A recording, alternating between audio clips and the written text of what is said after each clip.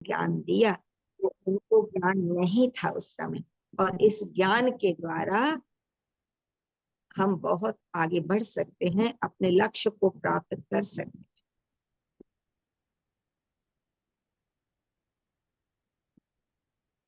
बहुत अच्छा दीदी ने बता दिया। दीदी अभी भैया से पूछते हैं।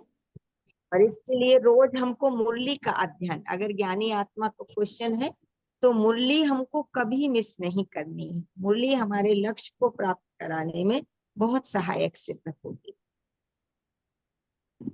जी जी दीदी। जी दीदी, अभी नेक्स्ट क्वेश्चन है, राम ने जब रावण को मारा तो उसकी नाभि में तीर मारा, इसका क्या अर्थ है? कृपया प्रकाश डालें। किसको देना है आंसर?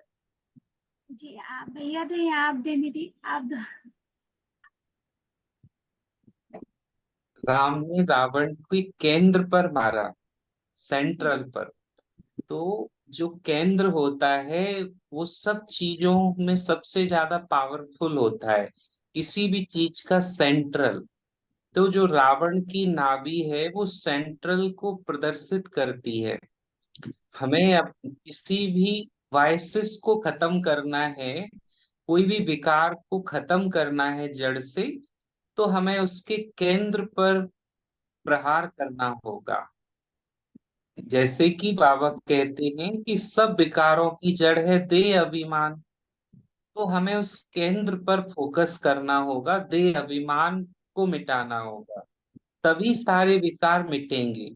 अन्यथा रावण का जैसे एक सिर काटा फिर आ गया, दूसरा काटा फिर आ गया।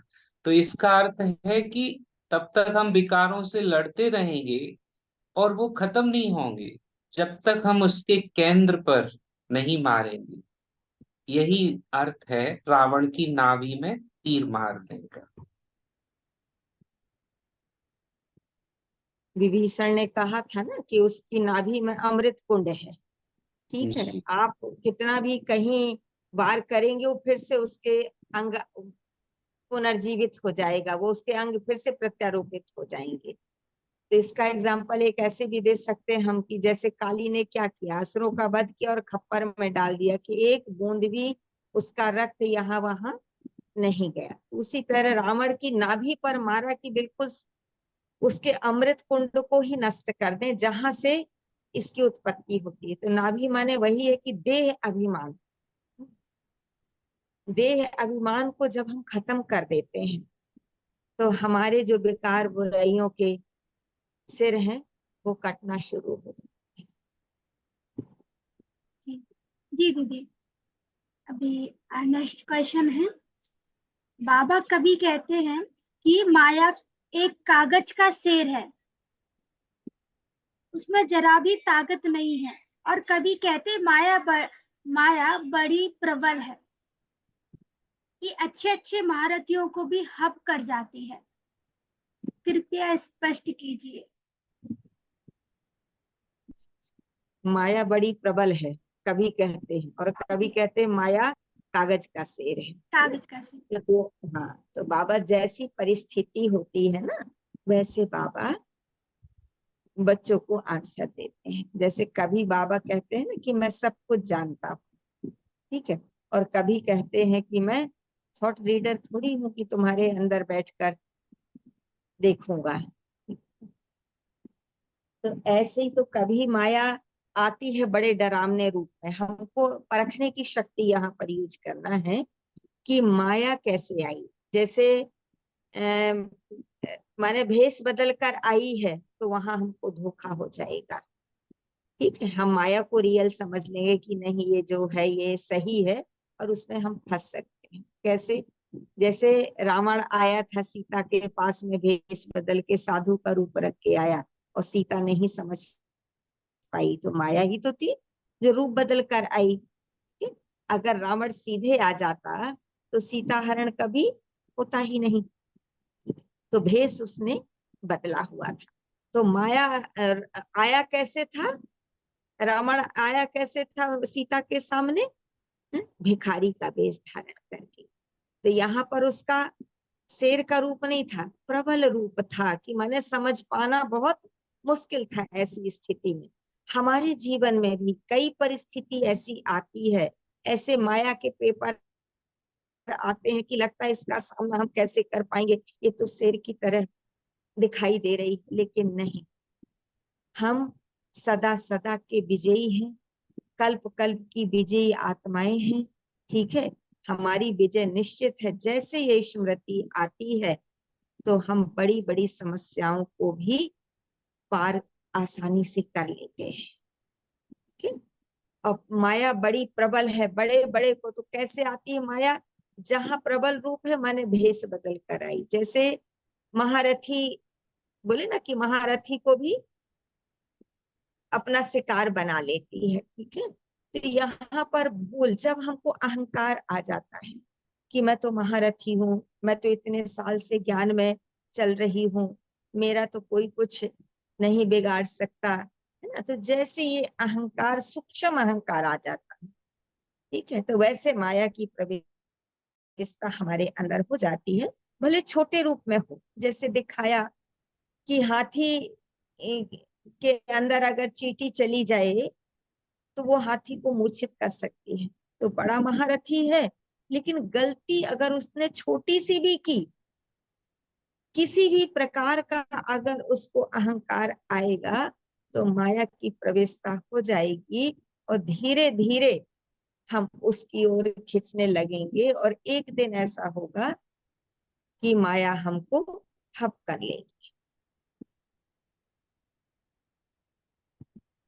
जी दीदी, अभी लास्ट क्वेश्चन है। तो अहंकार प्रबल रूप है उसका। ठीक है, जी और जी सामने आना, समस्या का जो बनकर आना, वो कागज का शेर है। तो दो रूप, तो अहंकार प्रबल रूप की कैसे माया मेरे अंदर प्रवेश कर जाती मुझे पता ही नहीं चलता। ठीक, ये प्रबल रूप में है। और जी दीदी। कागज का शेर है कि समस्या, बड़ी समस्या बन के आएगी, लेकिन अगर मेरे अंदर धैर्यता है, गंभीरता है, ठीक है, तो मैं उसको फेस कर लूंगी। जी दीदी, ये नेक्स्ट क्वेश्चन, लास्ट क्वेश्चन है, शैलू भैया से लेते हैं। कर्मयोग कैसे करें, प्लीज इसकी विधि बताएं। क्या करें? कर्मयोग कैसे करें, प्लीज इसकी विधि कुछ बताएं। इसकी विधि तो बाबा ने आज ही मुरली में बताई है कि कर्म भी करते रहें, साथ साथ बीच बीच में कर्म के बीच में रुक करके अपने मूल अवस्था में, मूल स्वरूप में स्थित होने की प्रैक्टिस करें, ट्रैफिक कंट्रोल का अभ्यास करें, और बीच बीच में परम धाम जाने की प्रैक्टिस करें। ये ड्रिल करते रहें, जितना अधिक बार करेंगे शरीर से डिटैच होने का अभ्यास, और कर्म करते हुए करना है ये अभ्यास, तभी हमारी हैबिट हो जाएगी कर्म करते हुए भी योग युक्त स्थिति में स्थित होने की। तो ये प्रैक्टिस से ही इस अवस्था को अचीव किया जा सकता है। ये प्रतिदिन डे टू डे लाइफ में हमें अनुभूति लेकर चलना है, कर्म के साथ योग को लेकर चलना है। ऐसे नहीं कि कर्म कर रहे हैं, करते करते हम योग को भूल गए, अपनी एक्सरसाइज भूल गए। भूलना नहीं है, क्योंकि हम कर्म योगी, तभी कर्म योगी कहें। दीदी कुछ ऐड करना चाह?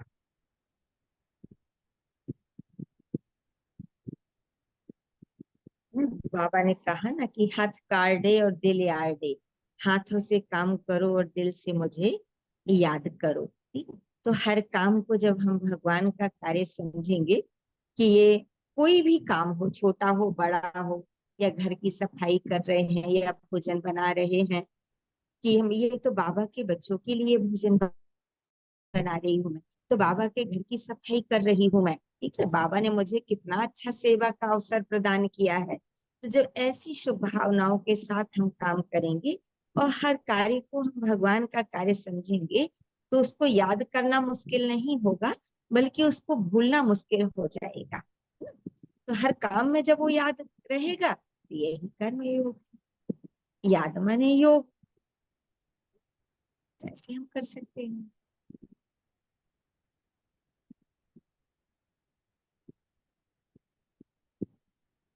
जी दीदी, बहुत ही सुंदर प्रश्नों के आंसर्स मिले।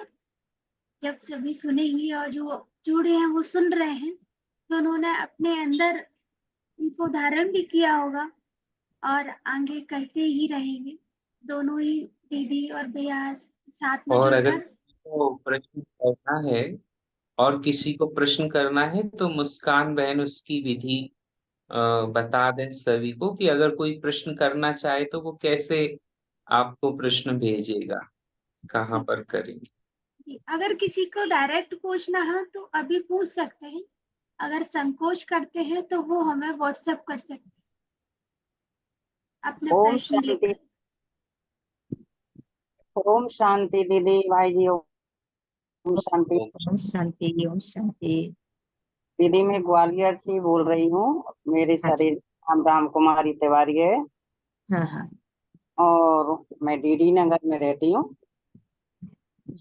दीदी जी, हमारे पास में एक ज्योति तोमर रहती हैं, उनका मतलब प्रश्न है। मैंने बोला था कि आज हमारे बीच में भाई जी दीदी आएंगे। हाँ हाँ। पहले तो मैं धन्यवाद करना चाहूंगी बाबा को, जो आपको और भाई जी को निमित्त बना के भेजा है हम लोगों के बीच में, जो कि हमको, हम जो पूछना चाहेंगे आप लोगों से हमें उत्तर मिलेंगे।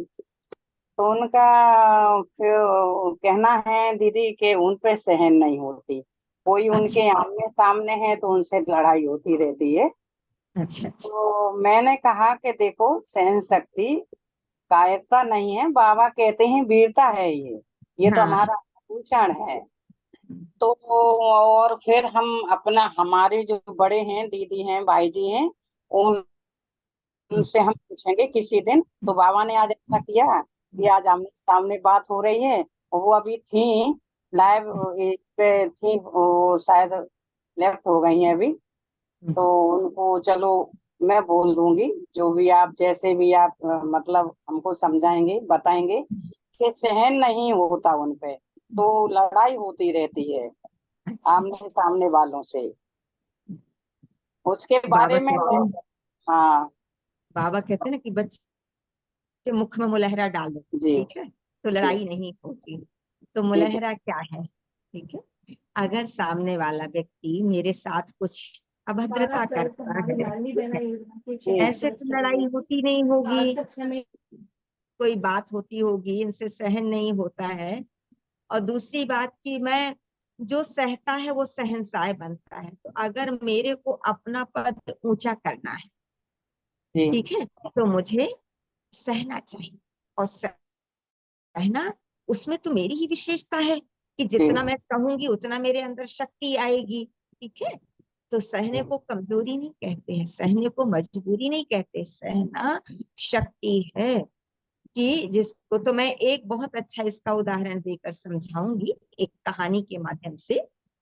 कि एक शिल्पकार था, ठीक है, वो जी पहाड़ जाता है और एक पत्थर उठाता है और उस पत्थर में छेनी हथौड़े लगाता है, दिन भर लगाता है, शाम तक वो पत्थर टूट जाता है। लेकिन शिल्पकार हार नहीं मानता, वो दूसरे दिन दूसरा पत्थर उठाता है और उसको 2 दिन तक छेनी हथौड़ी लगाते रहता है और वो पत्थर 2 दिन में टूट जाता है। तीसरा पत्थर 3 दिन में टूट जाता है, चौथा पत्थर 4 दिन में टूट जाता है।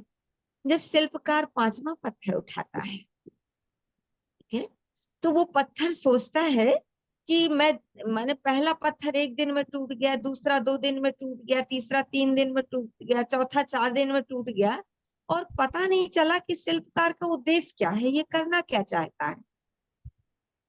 तो उस 5वें पत्थर ने अपने आप से प्रतिज्ञा किया कि कुछ भी हो जाए मैं टूटूंगा नहीं, मैं देखूं तो कि इसका उद्देश्य क्या है। ठीक है, तो 5वें जी पत्थर ने ना टूटने की प्रतिज्ञा किया कि मैं नहीं टूटूंगा चाहे जो कुछ भी हो जाए। ठीक है, अब शिल्पकार उसमें छेनी हथौड़ी लगाते लगाते लगाते एक बहुत सुंदर मूर्ति बना देता है। ठीक है, जी और जब मूर्ति बन जाती है तो मूर्ति कहाँ पहुंच जाती है? मतलब मंदिर में। और मंदिर में मूर्ति पहुंच गई और उसकी पूजा शुरू हो गई। तो मंदिर में मूर्ति कब पहुंची? जब उसने न टूटने की प्रतिज्ञा किया, ठीक है, और कितने छेनी हथौड़े लगे। तो आप सोचिए कि एक पत्थर की मूर्ति बनाने में इतने छेनी हथौड़े लगते हैं, तो हम तो साक्षात बाबा हमें मनुष्य से देवता बनाने के लिए आया है। देवी देवता बनने की पढ़ाई ही हम लोग पढ़ रहे हैं, तो क्या छेनी हथौड़े हमें नहीं सहने पड़ेंगे? तो यही तो छेनी हथौड़े हैं कि लोग हमारे घर के माने हमें उल्टी सीधी बातें सुनाएंगे, ठीक है, हमारी हंसी उड़ाएंगे, ठीक है, ग्लानि करेंगे हमारी, लेकिन हमें इन बातों से घबराना नहीं है, क्योंकि मेरा लक्ष्य है मनुष्य से देवता बनने का, ठीक है। तो सहना है वो शहंशाह बनता है, ठीक है। तो जब कोई परेशान करे, कुछ बोले, तो ये वो सोचे कि ये मेरे ऊपर ना गुलाब की वर्षा हो रही है, गाली नहीं है, ये गुलाब है। ये बातें नहीं है, ये तो अमृत वर्षा है जो मुझसे मनुष्य से देवता बनाने में सहयोगी बन रही है। दूसरा उदाहरण माने अभी तो समय हो गया है कि कुंती ने महाभारत के बाद में जब श्री कृष्ण ने कुंती से पूछा कि सबने सब कुछ मांगा, किसी ने राज्य मांगा, किसी ने भाग मांगा, किसी ने कुछ मांगा, तो श्री कृष्ण ने कहा कि बुआ आप भी कुछ मांगिए।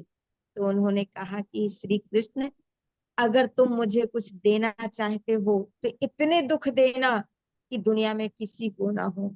तो पूरी सभा स्तब्ध रह गई कि सब लोग सुख मांगते हैं और कुंती दुख मांग रही है। बोले ऐसा क्यों? बोले ऐसा इसलिए कि जब सुख होगा ना तो तुम मेरे पास में नहीं होगे, और जब दुख होगा तो तुम मेरे पास होगे। तो वो सुख मुझे नहीं चाहिए जो तुमसे दूर करे, मुझे तो वो दुख बहुत अच्छा है जहां तुम मेरे करीब हो, है ना। तो ये भारत की नारियों की गाथा है, और हम भी भारत की नारी, ठीक है। तो सहना अच्छी बात है, ठीक है। तो ये और उदाहरण देकर आप उनको बता दीजिएगा, ठीक है, कि मुझे टूटना नहीं है, मुझे तो मुझे देखना पूछना है। है, शक्तियों का सागर कौन है? आपको सहन शक्ति चाहिए ना, तो शक्ति का सागर कौन है? बाबा। हाँ, तो शक्ति के सागर से जब मन बुद्धि जुड़ेगा, कनेक्ट होगा, तो आपके मैं पास ऑटोमेटिक शक्ति आएगी। मैं उनको उन बोलते हैं आप 7 दिन का कोर्स करिए। आश्रम पे, हाँ मैंने यही बोला है उनसे कि चलिए मैं भी कोर्स चलूंगी कर, वो तो कोर्स। आपकी सहन शक्ति ऑटोमेटिक बढ़ जाएगी। उनको प्रेरित करना है आपको। अभी वो ज्ञानी नहीं है क्या? मुरली नहीं सुनती रोज?